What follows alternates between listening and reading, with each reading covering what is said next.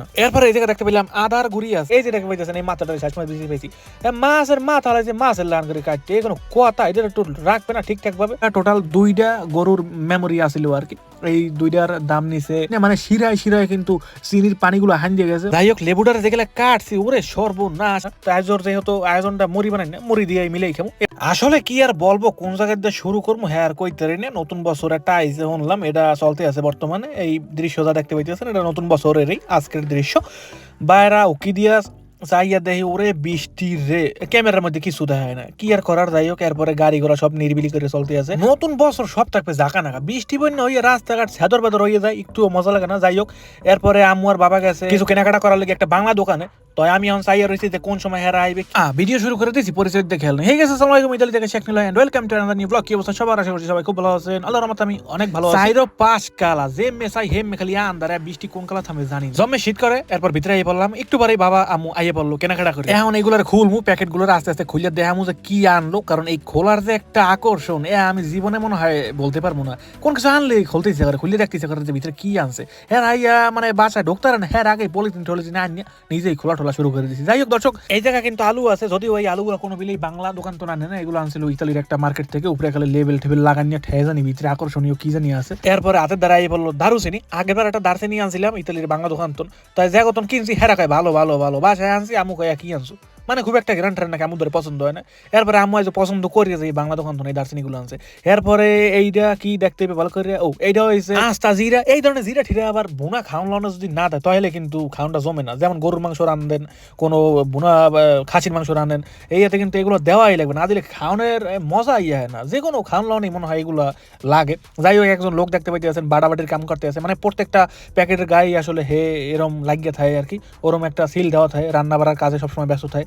এই যে এই জায়গা দেখতে পাইতেছেন একজন নারী কিন্তু রান্না বাড়া লইয়া সবসময় ব্যস্ত থাকে। আবার আগের জনে পাড়া পুতা লইয়া আবার রান্না বাড়া লইয়া ব্যস্ত আছে। তাই এইটা হয়েছে আবার দুনিয়ার গুঁড়ো। এই ধরনের জিনিসগুলো কিন্তু প্রত্যেকটা খাবার দাবারের মধ্যে লাগে, কিন্তু এই গুঁড়া জিনিসগুলো দিলে একদম খাওয়ানোর স্বাদ উচ্চ লেভেলে যায় গিয়া, উচ্চ মানে চলিয়া যায় না। নির্ভর করে কোন খাওয়ানোর উপরে, সব খাওয়ানো দিলে তো আর ভালো লাগবে না। যদি কেক বিস্কুটের দিই হ্যাঁ তোমার সঙ্গেও দেখবে না। এরপরে এই জায়গা দেখতে পেলাম আদার গুঁড়ি আছে একদম 300 গ্রামের একটা প্যাকেট, ছোট একটা প্যাকেট। এগুলোর দাম আমার আসলে মনে নাই ঠিকঠাক ভাবে। এই জায়গা আছে তেজপাতা, বাংলায় কি সুন্দর করে লেখা তেজপাতা, দেখলে মনে হয় আমি মনে হয় বাংলাদেশের কোনো একটা দোকান তো হেরপর কিনে লইছি। বিদেশের মতো জায়গা এরকম বাংলায় লেখা থাকবে জিনিসগুলো, যদিও আরবিতে লেখা আছে, ইংলিশে লেখা আছে। তারপর পিছনে উপাদান, কবে কি বানাইছে না বানাইছে, ডেট শেষ কবে, কোন দেশ না আইছে সব লেখা। তারপর এই জায়গা টোটাল বাজার হিসাব আর কি। যাই হোক এই জিনিসটা না দেখাইলেই আছে আর কি। আমাদের দেশে টাকায় বলতে পারেন বেশ কিছু টাকা এই জায়গা আহে, কারণ এই সব দেশে প্রত্যেকটা মালের দাম একটু বেশি। এই যে গুড়া টুড়া যা কিছু দেখতে পাইছেন, আমাদের দেশে যদি 20 টাকা হয় এই দেশে হয় 200 টাকা। এরপরে কিন্তু আমার আরেকটা পছন্দের খাবার আইয়ে পড়ছে, সেইটা হইলো ধনিয়া পাতা। যদিও আমি কাঁচা খাইতে পারবো না, মানে চানাচুরের প্যাকেটটা খুলে যে ঘাম কাইন্ডা ঠিক এরকম না। এই ধরনের ধনিয়া পাতা গুলো দেখতে এত সুন্দর লাগে, মনে হয় মনে হয় ক্ষেতের তনে উড়াই আমি লই আইছি। একদম তরতাজা ফ্রেশ, গেরান্ডা দেখলেই বিশ্বের কোটি কোটি টাকার সেন্ট মনে করেন হারমানিয়া যাইবে। এই ধরনের জিনিসগুলো যখন আসলে বাংলা দোকানপাট গুলোতে পাই, মনে হয় যে বস্তা ভরে ভরে লই আই, মানে খাইতে গুলো ভালোই লাগে। যখন আসলে এই দোকানগুলোতে যাওয়া হয় প্রায় সময় এই ধনিয়া পাতা গুলো আনে বা প্রত্যেকটা খাবার দাবারে ব্যবহার করা হয়। এরপরে এই জায়গা কি মাছ আনছে জানি, যাই হোক খোলার পরে আসলে ভালো করে বুঝাইতে পারবো যে এইগুলোর মধ্যে কি আছে। মাছ এককালে বরফের লগে জম্মের ওজন, কারণ এই বরফগুলা গলার পরে আসলে ওজন এত থাকে না। বরফের লগে যে তো কাটিয়ে আনছে মাছগুলোরে, ওজনটা একটু বেশি। এই যে দেখতে পাইতেছেন এখানে ইডেল লাহান করে মাছগুলোরে কাটিয়ে আনছে। মাছের আগা মাথা কিচ্ছু বিষয়ই পাই না। আমি খোঁজতে আছি মাছের মাথাটারে, হ্যাঁ মাথা হ্যাঁ যে কমে পড়ে রয়েছে, নিজেও কইতে পারি না। মানে মাছগুলা বিষয় খুব একটা বেশি পাওয়া যায় না। মাছের যে একটা মাথাটা আলাদা করে রাখবে, এই যে দেখতে পাইতেছেন এই মাথাটারে শেষ মাছ বেশি পেয়েছি। মাছের মাথা যে মাছের লান করে কাটতে এগুলো কথা এটা একটু রাখবে না ঠিকঠাক ভাবে। কমে কি কাটতে ধুয়ে দিয়েছে কইতে না। আমার একটু আশা আসলে মাছটা দেখবো। ও মাছের নাম কই দেখছি বুঝলিয়া, এই মাছের নাম হচ্ছে বোয়াল মাছ, আমাদের দেশি বোয়াল। হেরা আর কি কয় জানি না, কমে তো না হ্যাঁ না হ্যাঁ এটা নাকি দেশি বল। তো যে পরিমাণে সাইজ দেখলাম আর কি, মানে পলিথিন ইউজ করি, এতে মনে হইলো যে কয় কেজি হইবে আমার আনুমানিক ধারণাও নাই, কইতে পারবো না, তবে হইবে সাইজ বেশ ভালোই। এরপরে এই জায়গা আছে কিন্তু মুরগির লেগ পিস আর কি, মুরগির রান বলতে পারেন, সব মুরগির রান এই আছে। এগুলোরে ভুনা হইতে পারে, কাবাব হইতে পারে, গিরিল হইতে পারে, তেলে ভাজা হইতে পারে, ওইলে হইতে পারে কিছু একটা। এরপরে এই জায়গা যে জিনিসটা দেখতে পাইতেছেন, এই জিনিসটা কিন্তু আমার সবচাইতে স্পেশাল। আজকে প্রথমবারের মতো বাংলা দোকান থেকে কিন্তু এই জিনিসটা আনছে। এটা হচ্ছে গরুর বুদ্ধি অথবা গরুর মেমোরিও বললে কিন্তু কোনো অংশে কম হইবে না। আরে সর্বনাশ, এই সব দেশে এই জিনিসটা পাম হইয়া জীবনে ভাবিও নেই। তো আমার নিয়াইতে ছেলে যে বছর 2 পর যামু দেশে যাই এই ধরনের জিনিসগুলো খামু বুনা বুনা করি, কি শান্তি। এত সুন্দর একটা জিনিস যদি কয়েকটা ছবি না তুলি হেলে কি হইবে, কারণ কয়েকটা ছবি তুলে হ্যাঁ কথাগুলো কইতে আছি। যাইও কিন্তু ইতালির বাংলা দোকানগুলোতে এই জিনিসগুলো পলাই রয়েছে, এই যদি এতকাল জানতাম হ্যাঁ যে কবে খাওয়া হইতে। আমি আসলে এই সব দেশে যে এরকম জিনিসগুলো পাওয়া যায় আমি জানি না। তো এই জায়গায় টোটাল 2টা গরুর মেমোরি আসিল আর কি। এই 2টার দাম নিছে প্রায় 7 ইউরো না জানি 6 ইউরো 50 পয়সা, বাংলাদেশ টাকায় বলতে পারেন 1000 বা 1200 টাকার মতো, এরকম কম বেশি দাম আইতে পারে। হ্যাঁ, আট হাত মুছে লাইছি ওই জিনিসটা কাল পরশুর মধ্যে বুনা করা হইবে, আমু যা কইলো দর্শক। এরপরে কিন্তু এই জায়গা আছে জালেবি। এই জালেবিগুলো জম্মের মজা, একদম মুসমুসে করে ভাজা, তেলে না চিনির পানিতে ভিজে নিয়ে, মানে শিরায় শিরায় কিন্তু চিনির পানিগুলো হান দিয়ে গেছে। ওই চিনির যে শিরাগুলো আছে পাইপের লান করে ভিতরে কিন্তু ঢুকছে, মুহে দিলেই একটা বাংলা বাংলা স্বাদ হয়। এখন আমি খাবো না, কারণ হবে এই মাছ মাংসগুলো জিনিসটা খাইয়ে আসলে খুব বেশি একটা মজা পাবো না। যাই হোক, পরবর্তীতে খাইতে হবে। এই জিলাপির প্যাকেটটা নিয়েছিল মনে হয় 2 ইউরো না জানি 2.5 ইউরো করে, না যা বাংলাদেশ টাকায় 300 টাকা 350 টাকা।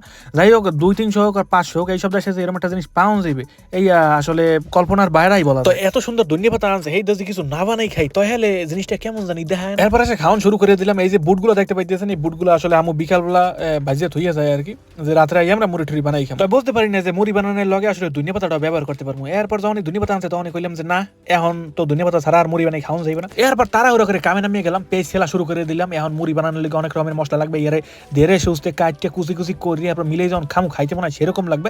যাই হোক, হ্যাঁ পরে দেখা যাও যে আল্লাহ কদ্দুর কপালে রাখছে, কেমন কি খাইতে পারি না পারি। ওরে পেজের ছোলা রে, হ্যাঁ উঠতে হচ্ছে না গাড় তো, হ্যাঁ টানতে টানতে আমার হাত কইতে গেলে হাতের নখ উপরের দিকে আইয়ে পড়ে, পেজের ছোলা উপরের দিকে আয় না, কেমন পেজের ছোলা কমে তুন যে ইয়া। এরপর কাটিং বোর্ডটা ওই জায়গায় নামাইলাম, এটার ধুয়ে কসকস করে কাটিয়েলাম আস্তে আস্তে করে। জিনিসটা প্রথম ধুইতে হইবে, ধুয়ে একদম ফ্রেশ করতে হইবে। যদিও ধোয়ার পরে যায় পিস লইয়া কাটতে আমার একটু অসুবিধা হইয়া যায়, তারপরও যেমনি হোক এটা কাটতেই হইবে। খুব বেশি একটা পেজ নিব না, কারণ পেজ লওয়ার পর আসলে যদি মুড়ির পরিমাণ কম বানাই তাহলে নাক দেখলে গ্যাস বেরিয়ে গ্যাসে চলে খাইতেই না। মানে পেজের একটা জাত আছে, জাতটা আসলে খুব বেশি একটা পছন্দ। এরপর ধীরে সুস্থে সাবধানে এই পেজটারে কাটতে লইলাম। শেষ মাস কাটা হয়ে গেল, এবার বুটের পাশে রাখিয়ে দেবো। এরপর দেখি যে কোনটা কাটা যায়, কি করা যায় না যায়। পাশে আছে গাজরটার এই ধরতে হইবে এখন। তো এটার মধ্যে তখন ছোট করে গাজর বাই করলাম, কারণ বড় গাজর কাটতে আসলে খুব বেশি মজা নেই। বড় গাজর জমে শক্ত, কাটতে গেলে অর্ধেক পথে চাহু যাইয়ে থামিয়ে থাকে, ভিতরে ঢুকতেছে না। এদিকে ছোট মোটো একটা লইলাম, না অতটা খারাপ না যতটা খারাপ আবার আমি কই। মানে বড় গাজরগুলো কাটতে গেলে পয়সা লাগলে সেটে, এদিকে ছোট একটা লইলাম যাতে করে কাটতে জানি খুব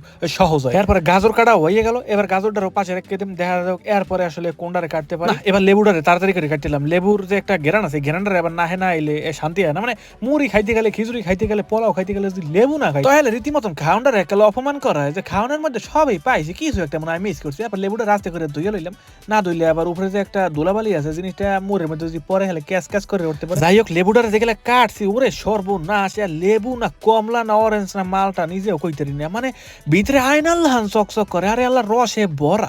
এরপর এটারও একদম কুচি কুচি করে কাটমু, যাতে করে মোহে পড়লে জানি সেন্টের লাহান একটা গ্রান বাইরে। বেশি বড় বড় টুকরা আবার মোহে পড়লে হ্যাঁ লাগে তিতে, এলিগে আসলে ছোট ছোট করার নেই। লেবুটারে কাটা শেষ হওয়ার পরে ওরে আল্লাহরে রুম দেখলে ভরে গেছে লেবুর গ্রানে ছোটে। এবারে যে অল্প কিছু ধনিয়া পাতা লইলাম, যেটা লেগে আসলে আজকের মুড়ি বানানটা, যেটা লেগে আজকের এত বড় একটা আয়োজন করা, এত বড় একটা খানার আয়োজন করাই বলতে পারেন। অনেক বড়ই বলা যায়, আমার মতো মানুষ এরকম একটা আয়োজন করছে, এটা কি ছোট মোটো কম যায় এতটি পর জোগাড় ঠোগাড় করি। যাই হোক, এরপর এটার একদম হাজাইয়া লমু, হাজাইয়া তারপর এটারও ওই আগের লাহানি সাইজ টাইজ করে লমু। বাস আর কাঁচামরিচ গেছে শেষ হয়ে, এবার এক করে পাইছি কোন রকম, হেটাও দেই সাদা সাদা মনে হয় না খুব বেশি একটা জাল হইবে, আবার হইলে হইতে পারে। এই কাঁচামরিচটারে কাটতে আবার দিয়ে দিবে। এই মুড়ির মধ্যে যদি একটু জালের নমুনা না থাকে তাহলে কেমন জানি দেখায় না। আরে সর্বনাশ, কি সুন্দর একটা কালার আই পড়ছে, কি সুন্দর একটা ডেকোরেশন করে হালাইলাম। মনটা তো চাইতে আছে এর মধ্যে মুড়ি টুড়ি না মিলাই এরম করে খাইলে, এরম করে খাইলে মানে খারাপ লাগবে না। তো আজর যেহেতু আয়োজনটা মুড়ি বানাই না, মুড়ি দিয়ে মিলাই খাবো। এবার আমি মুড়ি মিলাম, দেখা যাক মুড়ি মিলানের পরে দেখতে আসলে কেমন দেখায়। এবার আস্তে করে মুড়িগুলো ঢালিয়ে দিম, যদি মুড়ি বাইরে পড়ে যায় তাহলে হারা ঘর যাবে মাইকে, আবার টোয়ান লাগবে আমার, মানে পরিষ্কারের যে একটা বিষয় আছে, গেলে এবার অনেকক্ষণ পরিশ্রম করা লাগে। এমনি কামের কাম করি পাই না দিই, হ্যাঁ আবার কাম কাজ আউলে চলে কেটা আবার দেরি কাম করে। এরপর মুড়িটারে দিলাম লারা, ভান্ডটা একটু ছোট হয়ে গেছে, যদি আরেকটু বড় হইতে হলে লাড়িয়ে সাইডে আরো সুবিধা পাইতাম আর কি। তারপর সবকিছু মিলানোর চেষ্টা করতেছি, পেঁয়াজের লাগে ধনিয়া পাতা লাগে, গাজরের লাগে লেবুর লাগে মরিচ, সব যদি না মিলে হলে একটু যদি দেয় যে একটা পেঁয়াজের দলা এক কোনায় পড়ে রয়েছে তাহলে হলে মিস হয়ে যাবে। মানে ওই পেঁয়াজটা যদি না খাইতে পারি তাহলে জিনিসটা কেমন দেয় না, কারণ পরিমাণ মতো সবকিছু লওয়া। এরপর কথা হয়েছে এই ভিডিওর মাঝখানে কিন্তু লবণ দিয়ে দিছি, লবণের দৃশ্যটা দেখায়নি, কি আবার ভাববেন না যে লবণ ছাড়াই যে মুড়ি খাইতে লইছি। আসলে এই ধরনের খাওয়ান গুলো খাইতে ভালোই লাগে, বাইরে জমে শীতের মধ্যে এই ধরনের আয়োজন একদম খারাপ লাগে। দর্শক হেরবার কিন্তু এই মুড়িগুলোর মাহাইতে সবগুলো কিন্তু একদম মাহাইয়া লাইছি, মানে প্রত্যেকটা লাগে মশলা প্রত্যেকটা মিলে গেছে। এখন কিন্তু আরো সুন্দর দেখাইতে আছে আগের তোনে, দেখে কিছুটা মনে হইতেছে মনে হয় দেশে কোনো একটা জায়গায় বইয়া আসলে মুড়ি বানান খাইতে আছে, কোনো একজন লোক মুড়ি বানাইতে আছে, আমি হ্যাঁ চাইছি দেখতেছি। আসলে এইসব দেশে বইয়াছে এরকম একটা আয়োজন করে খাইতে ভাবতেও মাঝে মাঝে অবাক লাগে যে কেমনে সম্ভব। ইউরোপের দেশে জায়গা, ইউরোপরা খায় এক রকমের খাওয়ান, আমরা খাই আর এক রকমের খাওয়ান, এইসব দেশে যাই এত পর জোগাড় টোগাড় করে এই ধরনের খাওয়ান গুলো খাওয়া চিন্তা করলেই জানি কেমন লাগে। যাই হোক দর্শক, আমি আর সইতে পারতে আসিনি, আমি আর অপেক্ষা করতে পারতে আসিনি। এবার আমি খামু, এবার আস্তে করে বিসমিল্লাহ বললা মহের মধ্যে প্রবেশ করাই দিমু। মহে দেওয়ার পরে কি একটা শান্তি পাইলাম। এমন যদি কই যে নিজের খাওয়া এত ভালো হয়েছে, হলে তো কইবেন যে নিজে বানাইছে লিখে নিজের খাওয়ান এরকম। আসলে কোনো মানুষজন যদি ধারে থাকতে হ্যাঁ আসলে খাওয়াই দেয়, মানে ঘরের মানুষ আছে হ্যাঁ যদি খাওয়াই দেয় হ্যালো জিনিসটা হইবেন, হ্যালো কইবে যে এই ঘরের মানুষে বানাইছে, ঘরের মানুষের খাওয়ান জীবন খারাপ করে। আসলে খুব মজা হয়েছে, সপদের মশলা টসলা দিয়ে এরকম খাওয়ান বানাইয়া খাইয়ে দেখতে পারেন যে আসলে খাইতে কেমন লাগে। যাই হোক দর্শক, আজ ভিডিও এই পর্যন্তই। ভালো থাকবেন, সুস্থ থাকবেন, নিজের খেয়াল রাখবেন। বাই বাই সবাইকে, আজকের মতো এখানেই।